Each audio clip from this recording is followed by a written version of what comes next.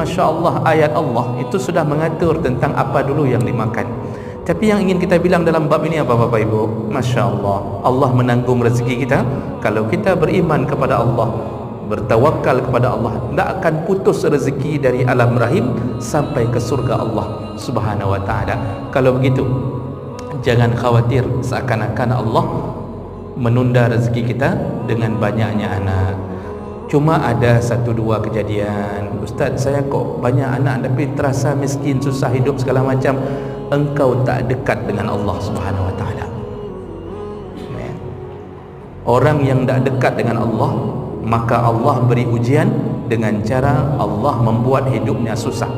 Coba lihat orang-orang saleh, Pak.